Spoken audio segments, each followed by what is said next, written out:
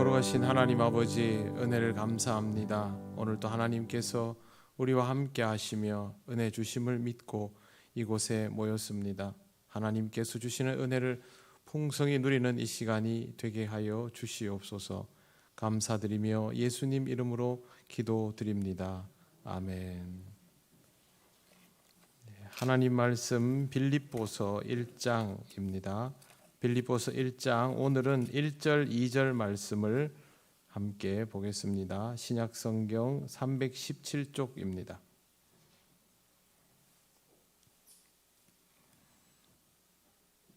빌립보서 1장 1절 2절 말씀 다 같이 봉독하겠습니다. 그리스도 예수의 종 바울과 디모데는 그리스도 예수 안에서 빌립보에 사는 모든 성도와 또한 감독들과 집사들에게 편지하노니, 하나님 우리 아버지와 주 예수 그리스도로부터 은혜와 평강이 너희에게 있을지어다. 아멘. 기도드리겠습니다. 하나님, 이 시간 빌립보서 말씀을 전하고 듣습니다. 전하고 듣는 우리 모두에게 주의 뜻이 깨달아지게 하시고 또 이 말씀을 기억하며 살아갈 수 있도록 성령님 우리를 인도하여 주시옵소서. 예수님 이름으로 기도드립니다. 아멘. 네, 반갑습니다. 옆에 분들 인사 나누시겠습니다.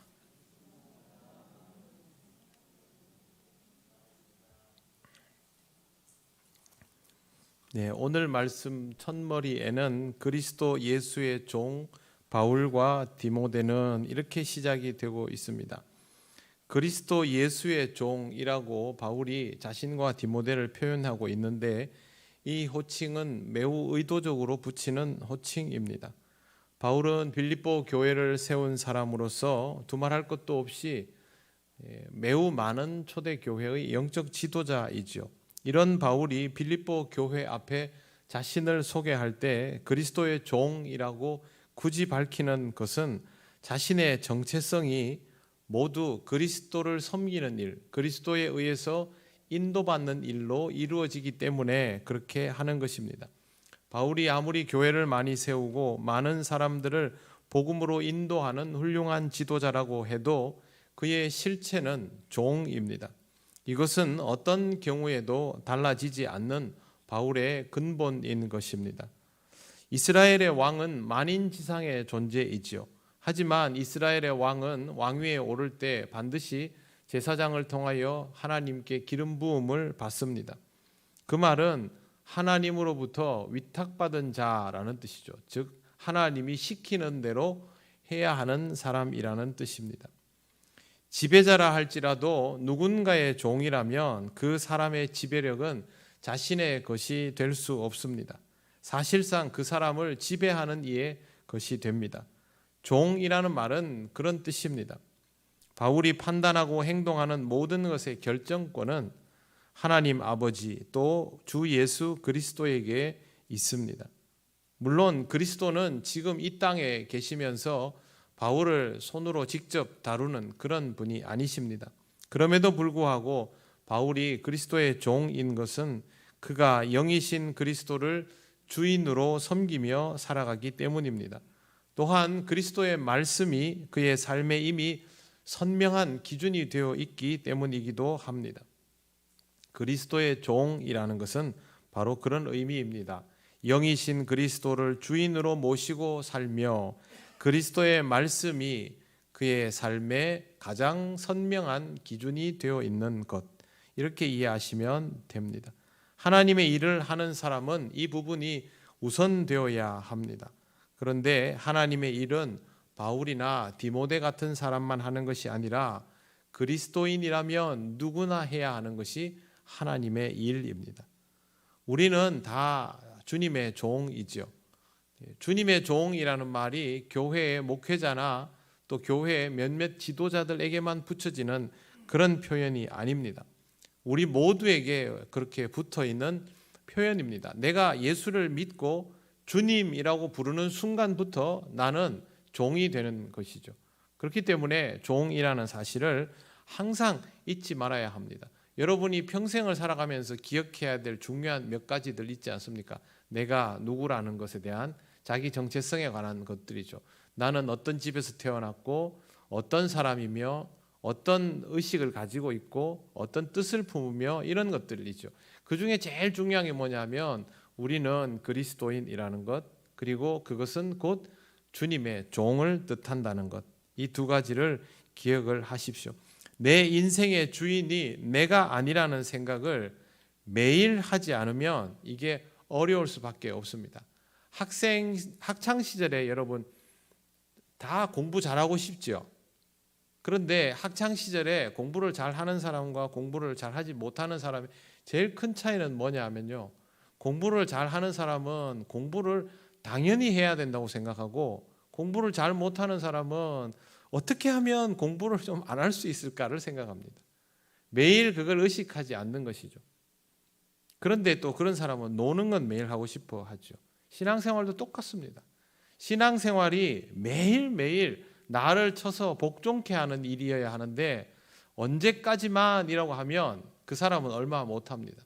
다이어트도 마찬가지죠. 다이어트는 그냥 생활이 다이어트여야 살이 빠지는 것이지 언제까지만이라고 하는 사람은 절대 성공하지 못하죠. 그래서 다이어트 프로그램에 아무리 많이 참여하는 사람도 생활이 부지런한 사람을 따라가지 못하는 겁니다. 신앙생활도 결국 우리의 일상입니다. 그렇다면 우리가 아침에 일어나면 주님 이렇게 시작하는 게 맞죠. 주님, 종인 저를 오늘 또 인도하여 주시옵소서. 그렇게 시작하는 게 맞습니다. 새벽기도 나오면 뭐 자동으로 그렇게 되겠지만 그렇게 새벽에 못 나오는 형편일지라도 딱 눈을 뜨고 일어나면 주님 감사합니다. 오늘 또 주님을 따르는 하루가 되게 하옵소서. 이러고 시작을 하십시오. 그리고 하루를 마칠 때 잠자리에 누워서 하나님 감사합니다. 하나님께서 저를 인도하여 주셔서 이 하루를 살았습니다. 내일도 저를 인도하여 주시옵소서. 이렇게 하면 우리가 종이라는 사실을 그래도 덜 잊어먹지요. 낮에도 하시면 더 좋고요. 항상 나는 주님의 종입니다. 습관을 가지시기를 바랍니다. 종은 주인에게 습관적으로 질문을 합니다. 이걸 해도 될까요? 이건 어떻게 하면 좋을까요? 그렇게 하지 않습니까? 집에 하인은 주인에게 이 물건을 어디다 놓을까요? 이건 치울까요? 이거 옮길까요? 지금 제가 나가서 마중을 가도 되겠습니까? 아니면 기다려야 할까요? 주인한테 다 물어보죠. 우리도 그렇게 해야 합니다. 하나님, 이 일은 어떻게 해야 될까요? 하나님, 제가 이 상황에서 이 말을 하는 게 옳을까요? 하나님, 저 사람을 어떻게 맞이해야 될까요? 오늘은 교회를 가야 될까요? 말아야 될까요? 성경을 읽어야 될까요? 말아야 될까요? 모르면 물어보십시오. 싫어도 물어보십시오. 모르면 물어보는 것만이 아니고 하기 싫을 때도 물어보셔야 됩니다. 우리는 하기 싫을 때는 잘 안 물어보죠. 물으면 답이 뻔한 줄 알기 때문에 답을 알면 그걸 하는 것이 맞습니다. 이렇게 할 수 있는 창구는 여러분 잘 아시다시피 기도입니다. 기도를 통하여 이렇게 접근할 수 있습니다. 주인 노릇하고 싶을 때, 주인 행세하고 싶을 때를 제일 주의하시고 그때마다 사도 바울처럼 이렇게 표현을 하십시오. 바울이 빌립보 교인들에게 편지 보내면서 그리스도 예수의 종 바울은 이러면 자기가 말을 뱉어버린 거 아닙니까? 그러면 그 뱉어버린 말에 자신이 맞추어야 합니다. 그럴 수밖에 없죠. 그래서 우리 스스로 이 말을 입에 달고 사는 것이 좋다라는 뜻입니다. 그 다음에 오늘 말씀에 딱 바로 뒤에 이렇게 나옵니다. 그리스도 예수 안에서 빌립보에 사는 모든 성도와 또한 감독과 집사들에게 편지하노니, 그리스도 예수 안에서를 줄을 한번 그어 주십시오. 그리스도 예수 안에서, 이 말은요 헬라어로 하면 엔 크리스토스인데 바울이 가장 많이 사용하는 표현입니다. 그리스도 안에서, 예수 안에서 이렇게 사용하는 표현인데 바울이 쓴 편지에는 무려 164회나 등장을 하니까 툭하면 사용한 표현이라고 해도 과언이 아닐 것입니다. 그렇다면 그리스도 안에서라는 표현이 도대체 바울에게는 무슨 의미인가를 꼭 알 필요가 있습니다. 그리스도 안에서는 바울의 핵심 사상입니다. 수요일날 나오신 분들은 이 정도는 딱 알고 다른 분들이 물으면 바울 그러면 그리스도 안에서 이거는 알고 있어야 된다라고 가르쳐 주시면 좋겠습니다. 성도는 그리스도와 신비적 연합을 이루는 사람입니다. 외형적으로 연결되는 그런 것을 말하는 것이 아니고, 신비적 연합이라는 것은요, 외형적으로 연결된 것은 아니지만 확실하게 연결되어 있는, 하지만 무언가 말로 설명하기는, 표현하기는 좀 애매한, 이걸 신비적 연합이라고 표현합니다. 그리스도와 신비적인 연합. 우리는 예수 그리스도와 연합되어 있죠. 영이신 그리스도를 받아들이죠. 근데 여러분, 이거 다른 사람한테 보여줄 수 있습니까? 설명하기가 쉽습니까? 어렵지 않습니까? 그럼에도 불구하고 나는 주님과 분명히 연결되어 있거든요. 바로 이런 그리스도와의 신비적인 연합, 이것이 바로 그리스도 안에서입니다. 그리스도와 내가 연결되어 있으면 그리스도는 나를 친구처럼 대하여 주시고 수평적으로 대하여 주실 수 있습니다만, 내가 그리스도를 주로 모시기 때문에 이 신비적인 연합은 자연스럽게 조금 전에 말씀드린 것처럼 주와 종의 관계로 형성이 됩니다. 그러면 주님이 내게 오시면 주께서 내 안에서 주인이 되시고 내가 내 자아를 주님께 맞추어가는 그런 형태가 되니까 실질적으로 내 존재는 주님의 존재 안에 있게 되는 거죠. 이게 그리스도 안에서입니다. 이해가 되시겠습니까? 네. 같이 있지만 주님과 내가 같을 수 없잖아요. 그래서 그리스도 안에 내가 있는 형태가 되고, 나는 그리스도로부터 보호를 받고 그리스도로부터 인도를 받는 그런 삶이 되는 것입니다. 자, 표현할 수 없지만 자신은 느끼고 그의 삶을 보면 알아차릴 수 있는 정도. 바울이 지금 편지를 하는 것은 그리스도 안에서 하는 일입니다.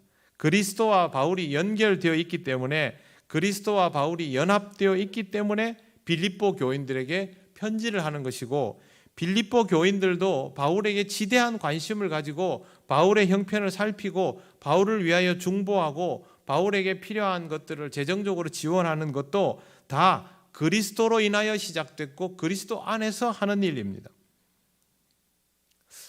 바울이 빌립보 교인들에게 특별한 감정을 가지고 있을 수도 있지 않습니까? 그럴 수 있죠. 빌립보 교인들이 바울에게 특별한 감정을 가질 수 있습니다. 그런데 여러분, 이 감정은 일시적인 것들입니다. 인간의 감정이 지속성을 가진다는 건 결코 쉬운 일이 아니고 자신의 상황이 어려워지면 못할 일입니다. 하지만 바울과 빌립보 교회는 그렇게 하지 않습니다. 거리의 문제도 없습니다. 얼굴을 못 보고 상관없습니다. 여러분, 정말 가까운 사이는요, 얼굴을 보고 못 보고가 별로 중요하지 않습니다. 왜? 그들의 관계성은 보고 만지고 호의적으로 대해주고 이런 차원을 넘어서기 때문이죠. 지금 바울과 빌립보 교회의 관계, 바울이 또 다른 믿음의 동역자들을 대하는 일들, 이게 다 그리스도 안에서 이루어지고, 그리스도 안에서 이루어지는 일들은 결국 이런 신비적 연합, 바로 이런 관계로 형성이 된다라는 것을 여기서 볼 수 있습니다. 그러면 세상 사람들이 이걸 이해할 수 있을까요? 그리스도 안에서라는 말을, 하나님을 믿지 않는 사람이 이 말을 이해하는 것은 정말 어렵습니다. 그렇기 때문에 그리스도 안에서라는 말은 그리스도를 믿지 않는 자는 받아들이기 참 어려운 일이죠. 우리는 예수를 믿는 사람이니까, 그리스도 안에서라는 말을 어느 정도 이해를 하는 사람이니까, 내가 주를 모시는 순간 주님이 내 삶의 주인이 되어 있음을 알고 나도 자꾸 주님께 맞추려고 하고 있는 중이니까, 바울이 지금 빌립보 교회에 편지를 쓰고 인사하는 모든 일들이 그리스도 안에서 이루어지는 일이다라는 것을 조금 이해할 수 있습니다. 그래야 진도가 나갑니다. 여러분의 신앙생활은 어떻습니까? 그리스도 안에서 이루어지고 있습니까? 네, 그러면 이 일은 앞으로도 계속 건강하게 진도가 나가는 일이 될 것입니다. 만약 이게 그리스도 안에서가 아니고 그리스도를 믿는다고 하면서도 내가 주인이 되는 삶이면 그리스도 안에서는 형성되지 않습니다. 이건 내 마음대로가 되죠. 결국 지속성을 가지지 못하게 됩니다. 빌립보 교인들이 나한테 잘해주면 나도 잘해주고, 잘해주지 못하면 나도 그만하고, 상대방이 나를 대우를 해주면 나도 그렇게 하고, 해주지 않으면 이 관계는 깨지고, 이건 그리스도 안에서 아닙니다. 그리스도 안에서는 그거와는 별개의 것입니다. 왜? 인간의 감정은 강할 때도 약할 때도 좋을 때도 나쁠 때도 있지만 이 강약을 좋고 나쁨을 무시하고 연결시켜주는 그리스도께서 빌립보 교인들에게도 예수님에게도 있기 때문에 통하는 겁니다. 그래서 그리스도 안에서라는 말은 저한테만이 아니고 여러분에게도 있고, 그러면 저와 여러분은 통하게 되는 것이죠. 그리스도를 통하여, 영이신 그리스도를 통하여. 앞으로도 그리스도 안에서라는 표현은 자주 보게 될 것이기 때문에 여러분 이 개념을 자꾸 익숙하게 들어주시면 좋겠습니다. 그 다음 1절 말씀에 감독과 집사라는 단어가 나옵니다. 감독이라는 말은 헬라인들은 이렇게 썼습니다. 타인이 행한 일이 올바로 수행되었는지 살피는 임무를 맡는 것. 관리자, 감독자라는 말이랑 똑같죠. 그게 감독입니다. 그런데 베드로전서와 히브리서에서는 이것을 그냥 직분이라고 보지 않고 영혼을 돌보는 자라는 의미로 사용하고 있습니다. 이렇게 됩니다. 구약 이스라엘 사람들이 신앙 속에서 사용했던 단어들이 있습니다. 제사장, 장로 이런 표현들이 있죠. 그렇지만 하나님 신앙에서는 사용되던 단어가 헬라 문화에서는 없을 거 아닙니까? 하나님 신앙이 없으니까. 그러면 헬라 문화에서는 자기들이 그냥 사용하던 단어들이 있죠. 그러면 기독교인들이 헬라인들에게 복음을 전할 때 기독교적인 단어를 헬라에 있는 단어 중에서 갖다 써야 된단 말이죠. 그래야 헬라 사람들이 이해를 할 거 아닙니까? 예를 들어서 주님이라는 말을 쓸 때도 헬라인들에게 이해를 시키기 위해서 소테르나 큐리오스라는 말을 썼습니다. 이 말은 어디에다 붙이는 단어냐 하면 황제에게 붙이는 단어입니다. 가장 높은 대상, 존귀한 자에게 붙이는 단어거든요. 헬라인들이 예수님이 어떤 분인지를 이해를 하기가 어려우니까 주님이라는 단어를 쓰면서 그걸 가져다 온 것처럼 여기에 나오는 감독이라는 단어도 헬라인들이 사용하고 있는 감독이라는 단어를 가지고 왔는데 실제로 이 단어에 사용됐던 직책이 뭐였냐면 유대교에서는 장로였습니다. 장로라는 단어가 일반 교인들은 잘 모르시는데요. 당회 안에 들어간 장로는 저는 가르치는 장로, 장로님들은 치리하는 장로 이렇게 구별이 되어 있습니다. 그러면 가르치는 장로의 역할이 옛날로 치면 감독이 되는 겁니다. 유대 사회에서는 신앙 공동체, 회당 공동체에서 어른이 장로였거든요. 그게 자연스럽게 기독교에서는 감독이라는 단어로 목사로 장로로 이렇게 자리가 잡아져 갔던 겁니다. 그 단어를 여기에서 사용하고 있습니다. 그렇다고 해서 직능만 있었던 것은 아니고요. 신앙적으로 지도를 하는 그런 사람들이라는 겁니다. 근데 여러분 여기 보시면 감독이라고 되어 있지 않고 감독들이라고 되어 있죠. 자, 주후 98년이면요. 이 서신서들이 써지고 몇십 년 뒤입니다. 그때 빌립보 교회에 나오는 이 표현들과 익숙한 단어가 나오는데 주후 98년에 이그나티우스 감독이 박해를 받는 상황에서 로마에 끌려가게 됩니다.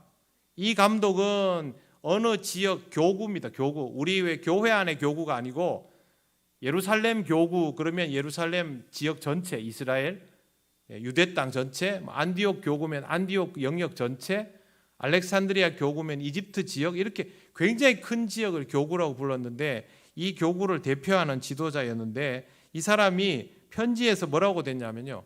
교회마다 단일 감독을 두고 그와 그의 노회에 복종하기를 하나님께 하듯 하는 사람은 참된 성도의 자격을 가진 신자다. 이렇게 표현한 편지가 있거든요. 무슨 뜻이냐면 교회마다 감독이 한 명씩 배치되기가 어려운 상황이었다는 거죠. 감독이 그래 많지 않았다는 거죠.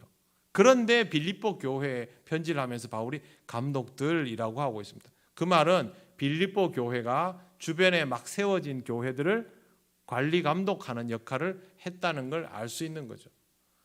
지난 시간에 말씀드렸죠.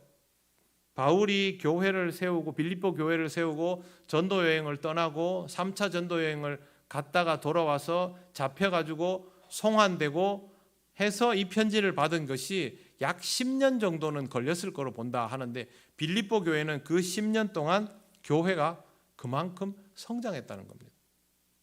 굉장히 성장한 거죠. 실제로 빌립보 교인들이 뭐 요즘 교회들처럼 막 그렇게 크다고는 볼 수 없습니다.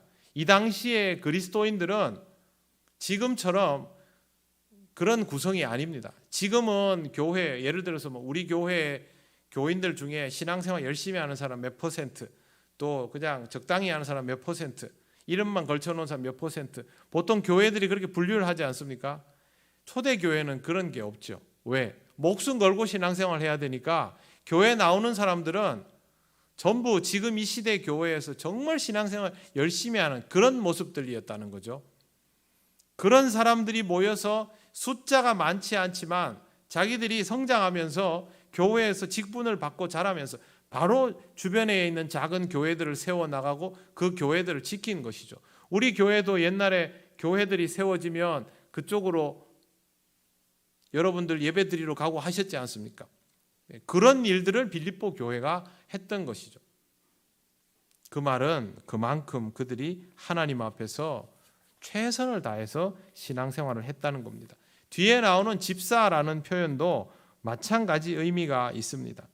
집사, 디아코노스, 이 말도 헬라인들이 사용하던 단어인데요. 헬라 사회에서 그리스인들은 공동체의 복지에 관련된 임무에 책임 있는 사람을 디아코노스라고 했습니다. 그냥 집에서, 귀족의 집에서 집안일 돌보는 사람도 집사라고 불렀겠죠. 근데 그게 아니고 당시 사회에서 복지에 관련된 일들을 했던 사람들, 그 다음에 이 헬라의 신이 많죠. 그리스 로마 신화에 뭐 신 많지 않습니까? 그런 신들의 그 신상이 있는 신전에서 일했던 사람들도 디아코노스입니다.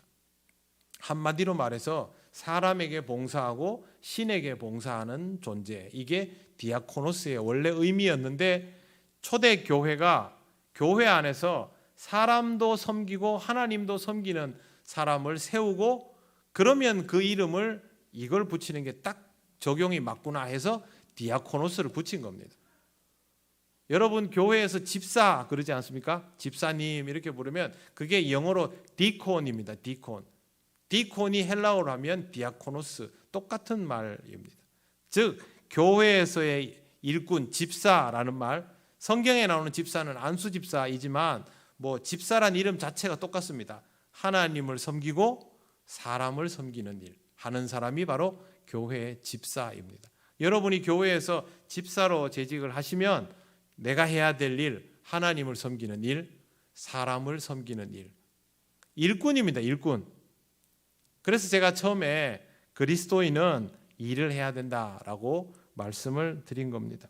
초대교회의 집사는 교회 생활에 관계된 모든 일들을 살폈고 구제사업을 했고 교회의 살림을 챙겼던 사람들입니다.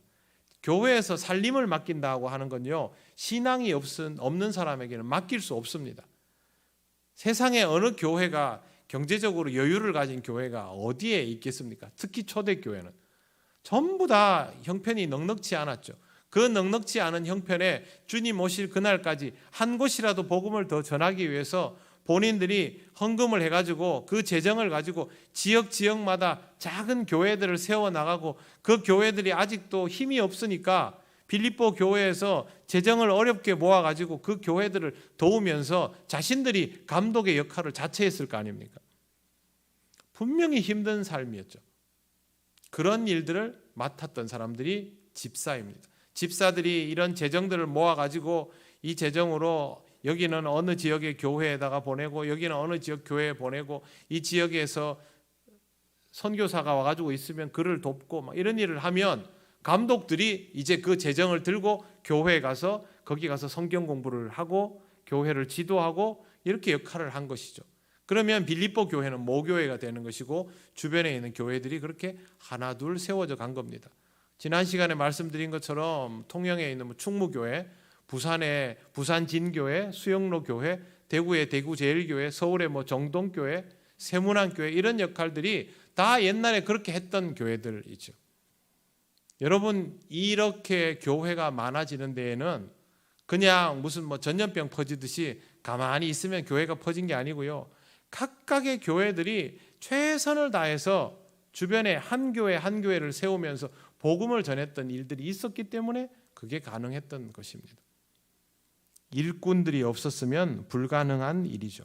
교회는 일꾼이 필요했고 일꾼들이 지속적으로 배출되는 곳이었습니다. 빌립보 교회가 이런 일을 했다는 말은요, 일꾼이 지속적으로 배출됐다는 겁니다. 교회에서 정말 중요한 일은 교인 수가 늘어나고 재정이 커지는 게 아닙니다. 일꾼이 지속적으로 배출되는 것이 정말로 중요한 일입니다. 그리고 일꾼이 지속적으로 배출되려면요, 그 교회가 성도를 양육하고 훈련시킬 줄 알아야 일꾼이 나옵니다. 그렇게 안 하면 일꾼이 안 나옵니다. 여러분, 지금의 교회가 교인 숫자가 아무리 많아도 일꾼이 없는 교회는 내일을 전혀 보장할 수 없습니다. 하지만 지금 교인 수가 많지 않고 재정적으로 여유가 없다 할지라도 일꾼들이 자꾸 세워져 갈 수 있는 훈련이 되는 교회면 그 교회는 내일이 밝습니다. 한국 교회가 지금 위기를 느끼는 이유는 뭐냐 하면요, 옛날에는 그런 일꾼들을 잘 배출하다가 어느 순간부터 교회가 일꾼을 배출하지 못하게 되어서 그렇습니다. 여러분, 지금 이 교회가 신앙훈련을 열심히 할까요? 몇십 년 전에 교회가 신앙훈련을 더 열심히 할까요? 몇십 년 전 교회들이 훨씬 열심히 합니다. 이제는 그때 같은 그런 교육은 또 시대에 뒤처진다고 안 하거든요. 그거 안 할 수 있습니다. 그러면 이 시대에 맞는 교육을 해야 될 거 아닙니까? 그렇게 하지 않습니다.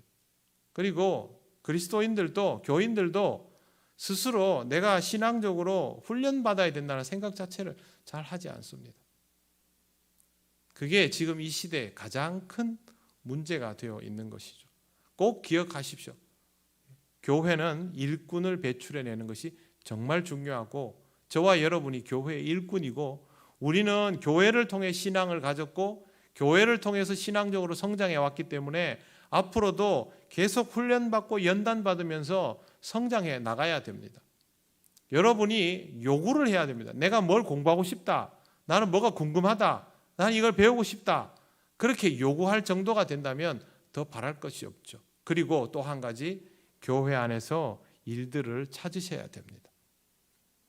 자기가 하나님 앞에서 일꾼으로 성장하고 싶은 사람은요, 이 교회 안에서 내가 할 일이 없나 찾아야 됩니다.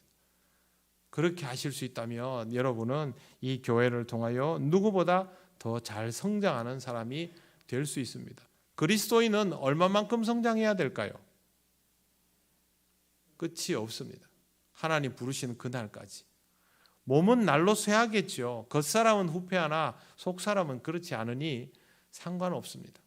신앙의 깊이를 더해가는 일은 몸이 약해지는 것과는 별개의 문제이니 여러분이 말씀과 기도로 깊이를 더해가시고 여러분의 몸이 움직이지 않더라도 믿음의 후배들에게 좋은 권면을 해줄 수 있지 않습니까?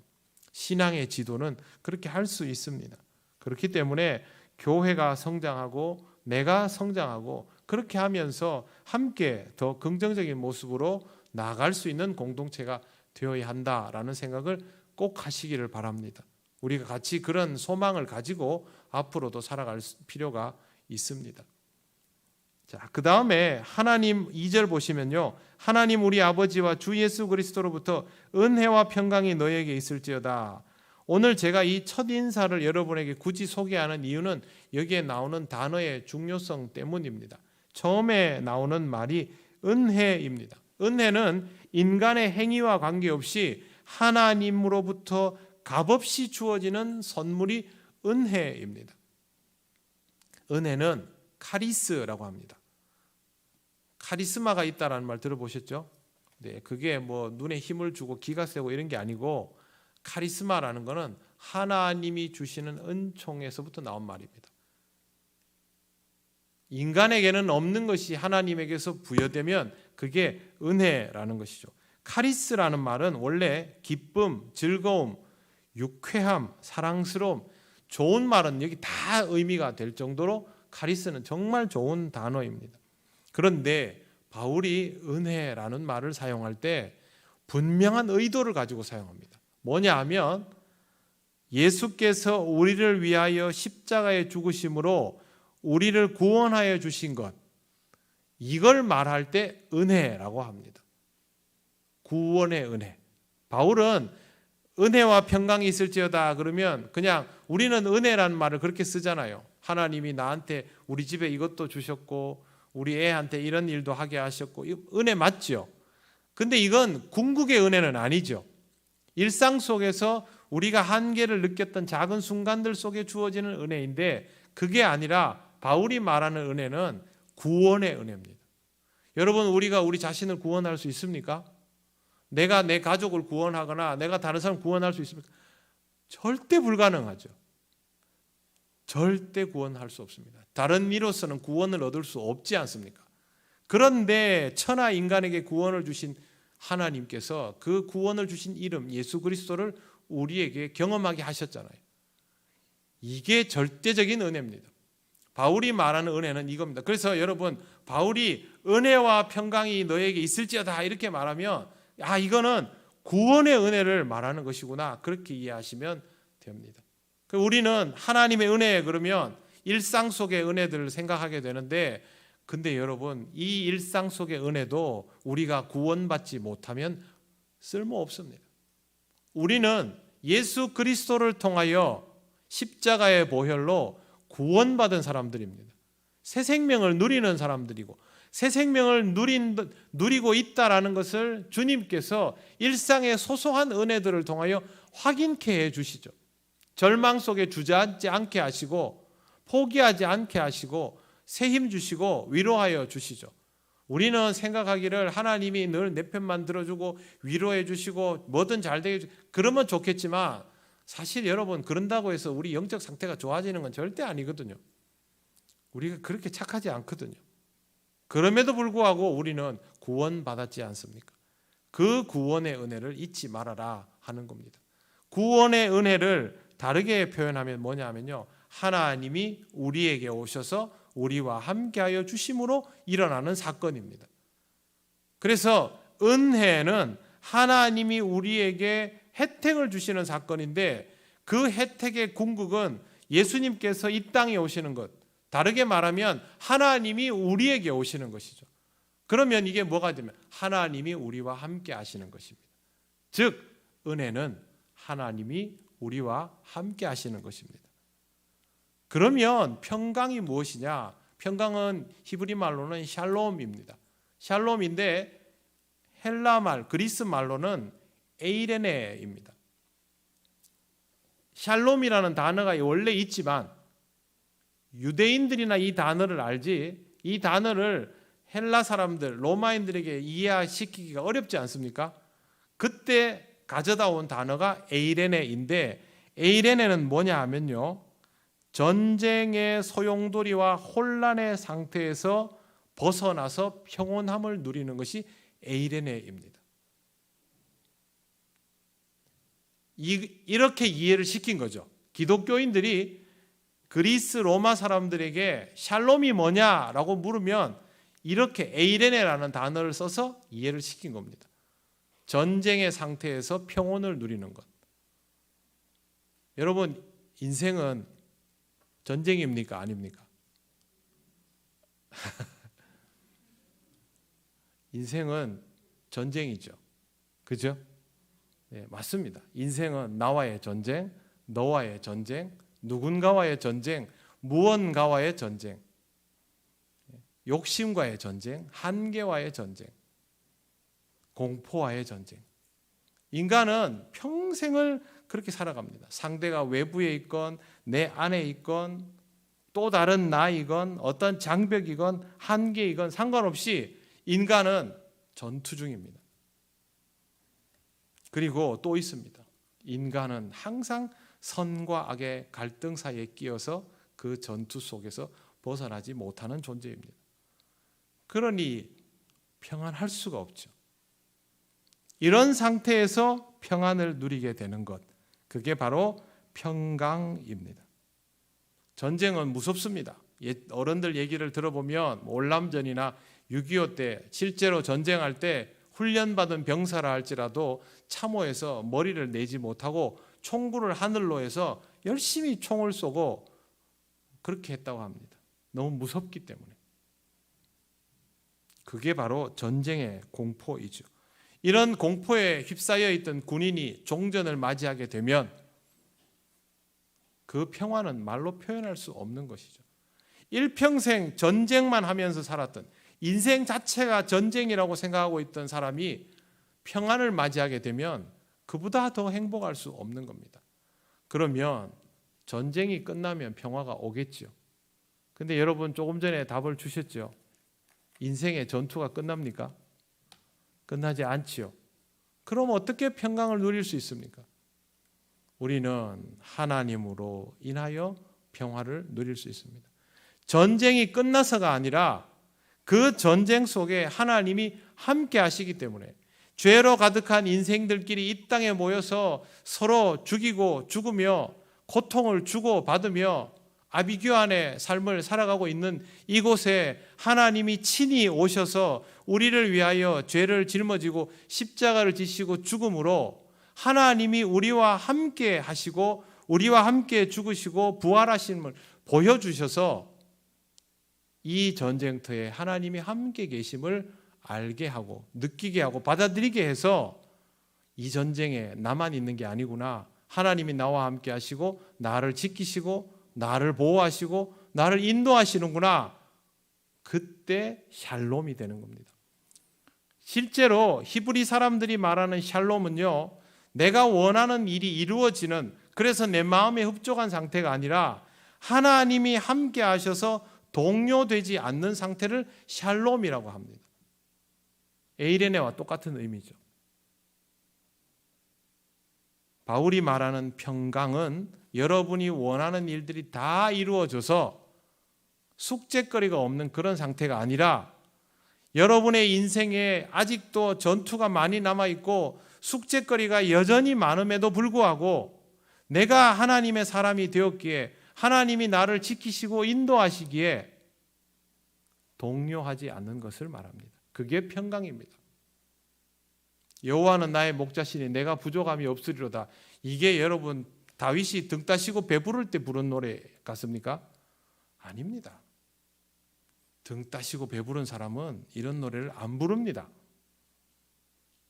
여러분 등 따시고 배부를 때 하나님 감사합니다.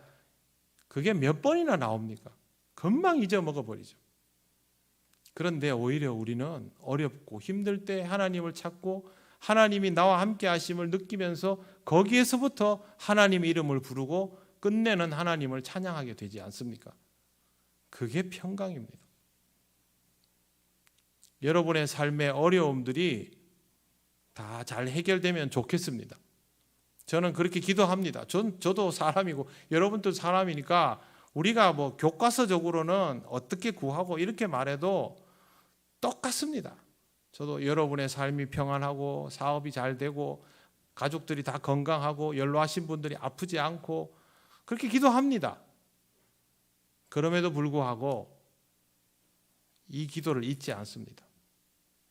그 일들이 우리가 원하는 대로 이루어지지 않더라도 하나님이 늘 함께 하셔서 흔들리지 않는 우리 통영교회 모든 성도들이 되게 해주시옵소서라는 기도를 꼭 합니다. 제 자식들을 위해서도 그렇게 기도합니다만 정말 중요한 일은 어떤 상황에도 흔들리지 않는 사람이 되게 해달라는 것이죠. 하나님을 의식함을 통해서. 그게 평강입니다. 사랑하는 성도 여러분, 여러분에게 은혜와 평강이 늘 가득하시기를 바랍니다. 하나님이 함께 하셔야 우리가 진정으로 행복한 것이지 그게 아니면 내가 원하는 것들을 아무리 이루어도 우리 인생의 전투는 끝나지 않고 우리에게 다가올 시험들은 완료되지 않습니다. 그것들이 없기를 바라거나 내가 원하는 대로 되기를 바라지 마시고 하나님이 나와 함께 하셔서 어떤 상황에서도 흔들림을 극복해 나갈 수 있는, 그때마다 하나님을 기뻐하고 하나님께 영광을 돌릴 수 있는 지금보다 더 성장하고 성숙하신 그런 성숙해져가는 그리스도인이 되시길 바랍니다. 그러면 은혜와 평강이 여러분들에게 늘 가득하게 될 것입니다. 기도드리겠습니다. 하나님께 우리 함께 이렇게 기도하기를 원합니다. 하나님 아버지, 하나님의 은혜와 평강이 가득한 우리 교회가 되게 하여 주시옵소서. 우리가 하나님 안에서 은혜와 평강을 누리며 건강한 주님의 몸된 교회를 이루게 하시옵소서. 이 시간 기도드리겠습니다. 하나님 아버지, 은혜를 감사합니다. 하나님께서 우리를 한계 속에서 살아가게 하시고 견디게 하시고 승리하게 하셔서 늘 하나님이 함께 하심을 느끼게 하시니 정말 감사를 드립니다. 아버지 하나님, 이 시대 속에서 어렵고 힘든 일들이 많지만 굴복하지 않게 하시고 하나님과 함께 승리하는 삶이 되게 하여 주시옵소서. 하나님의 은혜를 항상 경험하면서 하나님이 함께 하셔서 평안한 것을 잊지 않게 하시고 그렇게 성장해 나가는 우리들 되게 하여 주시옵소서.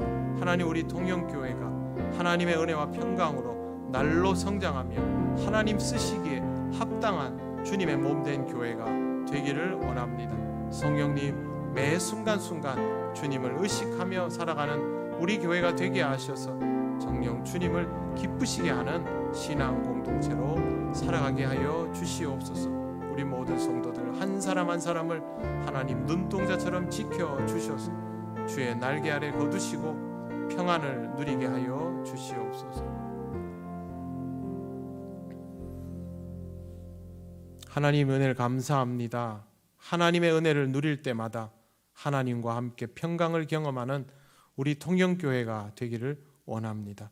무엇이 하나님의 은혜인지를 잊지 않게 하시고 하나님의 임재를 통하여 흔들림 없는 삶을 살아가게 하여 주시옵소서. 어렵고 힘든 일들이 많아 상처받고 실족하는 일도 너무 많사오나 그때마다 하나님이 함께 하심을 깨닫는 우리 통영교회 모든 성도들 되게 하여 주시기를 원합니다. 하나님의 은혜 속에 살아갈 때마다 우리가 더욱 자라날 줄 믿습니다. 하나님, 우리가 끝내는 주님의 몸된 교회를 건강하게 이루며 주님께서 원하시는 일들을 기쁘게 감당하게 하옵소서. 우리 통영교회 모든 성도들의 가정마다 하나님의 은혜와 평강이 가득하게 하옵소서. 감사드리며 예수님 이름으로 기도드립니다. 아멘.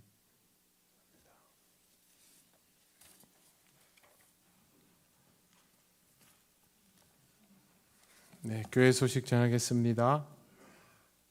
이번 주 토요일이 5월 첫날입니다. 전교인 첫날 새벽기도 5월 1일 토요일 오전 5시 30분입니다. 본당에서 있습니다. 함께 모여서 기도하고 5월을 시작하면 좋겠습니다. 다가오는 주일 2부 예배 시간에 유아 세례식 있습니다. 주일 2부 예배를 마친 후에 정기 재직회로 모입니다.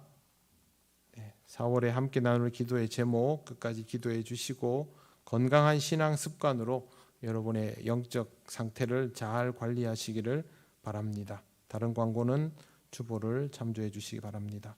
주님께서 가르치신 기도를 올려드립니다. 하늘에 계신 우리 아버지, 아버지의 이름을 거룩하게 하시며 아버지의 나라가 오게 하시며 아버지의 뜻이 하늘에서와 같이 땅에서도 이루어지게 하소서.